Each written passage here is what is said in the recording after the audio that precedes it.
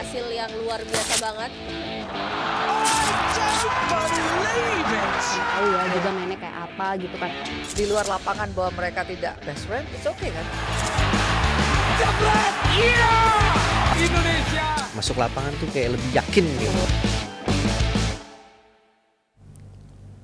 Kalau tadi kita udah ngebahas Jafar sama Felix, kita akan bahas juga Sobat Weekend kita dari sektor ganda putra. Kali ini ada Bagas sama Leo yang berhasil menjadi Sobat Weekend dan merupakan salah satu sektor yang sebenarnya cukup rutin ya untuk ada di babak-babak weekend gitu untuk sektor ganda putra. Tapi memang lagi-lagi karena kiblatnya Indonesia itu ganda putra dari dulu. Jadi kalau semi atau final aja tuh dianggapnya gagal karena belum dapat gelar gitu kan. Betul. Tapi 4 wakil kali ini yang diturunkan merupakan 4 wakil terbaik dari Indonesia juga. Kita bahas dulu dari Fikri Daniel mungkin yang kalah di quarter final dari Liang Wenqing sama Wang Chan. Padahal nih di babak 16 tuh dia udah berhasil ngalahin si Seo yang merupakan pasangan yang saat ini sangat kuat juga gitu Ci. Ya. Tapi apa sih evaluasi untuk Fikri dan juga Daniel yang menurut saya juga penampilannya sebenarnya oke, tidak buruk karena dia juga kalah dari Wang Chan Liang Wenqing dari 1921 dan 1921. Iya benar. Justru kalau lihatnya tuh saya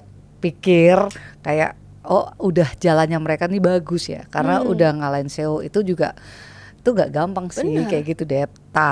Kalahnya pun itu di poin kritis 2 game itu kayak mereka nggak bisa finish dengan bagus gitu. Maksudnya bukan kalah jauh tapi kayak kalah faktor teknis, terus kayak permainan di lapangan ya ganda ya kayak secepat itu untuk hilang dikit tuh lewat kayak gitu loh. Jadi menurutku kalahnya juga kalah mepet. Tapi kan mau mepet mau nggak mepet juga kalah ya Dep. Ini yang susah nih. Iya, jadi melihatnya tuh gimana? Kalau dalam rally point ini tuh ya betul segala kemungkinan bisa terjadi. Tapi sekali lagi ganda putra kan ada ekspektasi besar Ya, dari sangat tinggi. masyarakat gitu ya untuk menang. Jadi kalau dibahas mainnya bener nggak jelek, bagus malah. Iya. Cuman Karena ketemu- hasilnya ya Ci ya. dan itu kan ibaratnya yang poin-poin kritis 2 game tuh mereka dua-duanya harus kalah. Jadi pada akhirnya mereka nggak bisa lolos ke babak selanjutnya kan Dep. Nah yang memprediksi seperti ini tuh ya agak sulit untuk diomongin ya karena maksudnya tampil jelek enggak, cuman ya tetap aja kalahnya di babak Quarter final. quarter final itu kayak gitu. Karena itu tadi ekspektasi rakyat Indonesia terhadap sektor ganda putra yang memang dari dulu kayaknya tuh stoknya tuh bejibun gitu sampai ngantri mana yang mau dinaikin dulu saking kita banyak banget gitu menjadi kiblat juga di mana negara-negara lain belajar gimana sih nolopnya ganda putra, gimana sih tekniknya gitu kan. Tapi sekarang memang kita harus besar hati untuk belajar juga dari negara-negara maju lainnya. Dan semakin lama persaingan semakin berimbang, terutama dengan tidak adanya salah satu ganda yang mendominasi. Ini juga malah lebih menjadi sulit untuk kayak siapa nih yang bisa menang di satu turnamen. Kayaknya tuh rata banget. Ya kayak punya kesempatan yang sama gitu semuanya. Bahkan kalau kita lihat tuh dari babak drawing 3-2 pun tuh semua possibility itu masih bisa terjadi di ganda putra. Kayak setiap negara punya ganda putra dengan kualitas yang sama, Ya, setara gitu. setara. Itu kan yang susah jadinya Iya. ya Dep. Maksudnya susah diprediksi dan permainan ganda putra ini paling susah paling susah dipikirkan.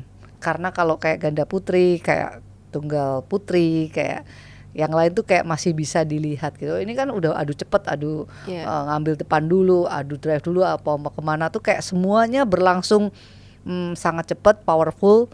Kayak siapa yang lebih siap juga jadi buat dia menang itu menjadi besar di situ gitu. Jadi lebih susah lagi diprediksi maksudku tuh. Iya. Karena memang pace permainan terutama untuk sektor ganda putra ini memang paling cepat gitu. Jadi dari dia 1-2 poin perpindahan, dari nolopnya, dari drive-nya tuh beda sama ya itu tadi sektor ganda putri, tunggal putri tuh kayaknya masih ada jeda untuk kita masih bisa ngulur sedikit. masih bisa kita Mainin buka tempo. tempo dulu. Kalau ini tuh kayaknya udah nggak bisa untuk mainin tempo. Siapa yang lebih agresif, siapa yang lebih cepat, ini yang menang kan gitu. Iya. Dan itu mereka harus adaptasi dengan ibaratnya tuh semua keadaan di lapangan itu Iya. pada saat itu. Iya. Kemudian juga tangan kalau kayak gemeter dikit, ya kan, Iya, feeling-feelingnya iya, nggak iya. pas. Itu beda banget. Waduh, langsung. ngaruhnya banyak. Servis aja bisa jadi hal yang memutar keadaan tuh sebegitunya. Sedangkan servis itu kan feeling ya, Dep. Feeling bener. Servis ganda. Iya. Kalau lagi enak tuh. Enak banget kayaknya merem aja tuh bisa masuk tipis gitu, pede gitu.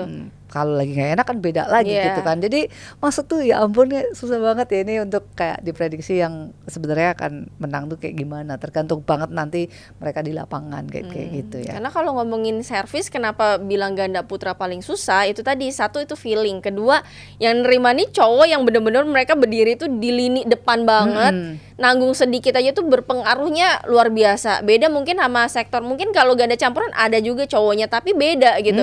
Ada ceweknya yang masih bisa disendal, Iya. atau ada cowoknya yang bisa disendal terus buka ke ceweknya. Jadi masih banyak pilihan. Tapi kalau untuk di sektor ganda putra memang servis ini menjadi salah satu kunci utama juga untuk membuka serangan. Benar, dan kita lihat ya bagaimana sekarang para pemain top nih nyelah servisnya nih udah beda-beda deh. Kayak saya lihat ada satu pemain tuh yang dari negara mana ya, dia beneran diputer raketnya. Iya, Aduh, jatuh bolanya tuh nggak enak gitu ya. iya, sih? melintir kan, Dep. Iya. Tuh mau diapain gitu loh. Nah, bola kenceng di slice begitu. Itu receive-nya tuh Iya, susah sangat loh, nggak Dep. enak sih. Jadi kalau aku lihat, ini ada beberapa pemain yang kesel gara-gara menerima servis. Itu aja bisa pengaruh, Dep. Iya. Ya kan, udah jengkel aja lihatnya. Tapi nggak default. Iya. Jadi maksudnya Iya, itu yang nggak sulit default. tuh sebenarnya. Iya. Karena menurut wasit dan juga service judge-nya mungkin ya itu nggak lewat dari batas Nggak. tinggi dan lain-lain. Jadi masih tidak bermasalah gitu. Bener, dan kepalanya tuh beneran diputer gitu loh. Iya, Yang bolanya tuh nggak stabil diterima sama kita. Iya, bayangin ganda, ayo mau Iya. nanggung dikit dihajar, Bener. main depan, bola melintir taruh depan tuh cenderung melambung kan, Iya, ya iya. gitu. Susah tuh, Dep. Ya, memang ada tingkat kesulitan yang jauh lebih besar dibandingin sektor-sektor Terus lainnya bolak-balik juga. poinnya jadi kayak aduh susah banget diprediksi. Kayak nggak tenang kalau belum 2-1 lah Iya. ibaratnya. Kayak Iya, gitu. iya. Ibarat kita unggul agak jauh dikit aja tuh, tapi itu bisa dibalik dengan begitu cepat kalau kitanya pakai nggak servis lah, pakai apalah Iya, kayak gitu loh. benar. Iya Jadi kan. harus jauh. Ya itu tadi harus jauh lebih konsisten, harus lebih fokus juga, dan kalau belum 2-1 tuh emang belum tenang gitu belum jatuhnya. game, ya kan. Iya. Nah, ada juga Bagas Leo Ci yang ya itu tadi sobat weekend kita, tapi harus ngakuin pasangan China Chen Boyang sama Liu Yu yang ngalahin Sabareza juga di babak 32 gitu. Tapi secara permainan dan kualitas permainan menurut saya sama-sama rata. Sabareza juga kemarin kalah rubber set, ini juga kalah rubber set gitu kan. Tapi kalau secara penampilan menurut Ciyuni sendiri apa sih yang harus dievaluasi? Apakah ini juga ada dampak dari kemarin Leo kan kayaknya ada salah gerakan sedikit yang buat bagian lututnya kayaknya tuh kurang nyaman. Iya betul, dan aku melihatnya tuh China-nya juga ngajak permainan ngadu keras, ngadu kuat, itu juga kan lumayan permainan favoritnya Iya. China lah gitu ya. Maksud gini, lebih banyak masuk ke trap pola permainannya China. Ya, itu juga yang mungkin nggak gampang pada akhirnya buat pasangan kita gitu ya untuk terus ngeladenin, dan kalau secara power, secara ininya sih bagus gitu kekuatannya ya Dep ya. Cuman kan memang kemarin ini belum bisa masuk ke permainan kita yang no lob, yang ngambil dari servis itu Iya, tuh iya, iya. kayak biasanya Leo jalan tuh, Iya, ya. bisa gitu masuk ke bisa gitu, tapi kemarin tuh kayak belum bisa jalan mulus di pertandingan itu. Nah itu yang bikin kita akhirnya ya harus mengakui lah ya keunggulan pasangan China. Iya, kalau dari statement mereka juga bilang mereka udah coba semua pola, mereka udah rubah dari A ke B ke C, tapi memang pasangan China ini kayaknya tuh lagi rapat banget juga, Iya, lagi benar. siap banget juga. Mungkin pengaruh tuan rumah juga berpengaruh bagi mereka untuk dukungan, jadi lebih semangat dan lebih termotivasi juga gitu Iya kan. benar-benar, dan mereka nih kayak memang ya mungkin juga bukan pasangan yang established gitu ya, jadi kayak baru pasangan belum lama. Mereka juga lagi cari-cari format nih ya. Nah tapi mereka cukup baik sih penampilannya, harus diakuin gitu. Nah, secara keseluruhan ini kan berarti ganda putra ini pada bilang udah hampir empat pasang yang masuk di top 10 gini kan. Iya. Ini pelan-pelan tuh dengan pasti kan kita punya harapan, wah ganda putra ini bisa kembali mendominasi, bisa kembali menjadi kiblatnya untuk di sektor ini gitu kan Ci. Tapi ada Fajarian juga yang harus kemarin mengakui keunggulan dari Aroncha dan juga Sowyik yang kebetulan dilatih sama coach Naga kita yang udah pindah ke situ ya kan, sama ada Ko Heri gitu. Nah, apa ya Ci? Maksudnya kalau kita lihat dari segi permainan, apa sih yang harus dilakukan Fajri? Karena sebenarnya kalau dari angka juga cukup jauh 16 dan juga 11 gitu. Apakah memang nggak bisa keluar dari tekanan atau karena kartu as permainannya tuh udah dikantongin sama Ko Heri sehingga udah tahu nih kelemahannya begini gitu. Iya, kalau kelemahan sama-sama tahu. Kalau perubahan-perubahan juga nggak akan sebegitu banyak. Kalau saya ngelihat Fajarian bukan di situ Dep, tapi kayak performanya ini lagi memang nggak begitu baik ya di dalam beberapa turnamen. Padahal mereka adalah yang terbaik sekarang. Tapi dengan beban yang menurutku juga tambah besar sekarang, mereka harus jadi yang terbaik.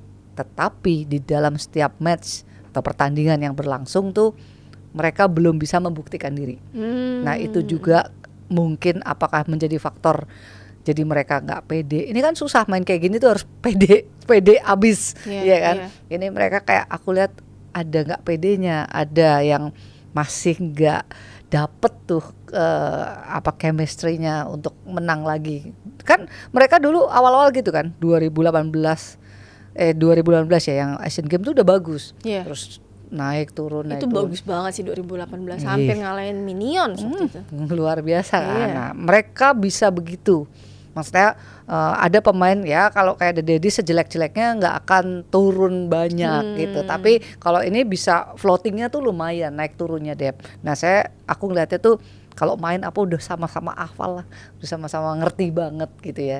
Cuman itu tadi menurutku faktor kepercayaan dirinya justru dari mereka yang kayak belum dapat lagi. Apalagi melewati beberapa turnamen tuh kayak belum bisa membuktikan gitu loh Dep. Nah ini juga yang menurutku tidak mudah, apalagi mereka dituntut untuk selalu tampil di turnamen atas, ya kan, dimana PD-nya belum bisa dapat lagi, tapi tuntutan untuk tampil di super tinggi ini juga membuat mereka ya nggak gampang, struggle lah kalau ibaratnya kalau sekarang ini, bener nggak sih? Iya, karena di saat kita mungkin kepercayaan diri kita menurun, ini sebenarnya itu susah banget. Paling susah bagi atlet untuk bisa bounce back lagi ke atas, cari PD-nya, karena itu nggak bisa dibantu oleh siapapun. Benar. Itu harus dari diri kita sendiri. Baru kalau kitanya bisa melawan itu, baru bisa dibantu dengan pelatih, dengan dukungan sekitar yang positif pastinya. Tapi ini memang cukup butuh waktu. Kalau kita ngomong waktu terus, tapi memang pada kenyataannya kalau memang si atlet ini udah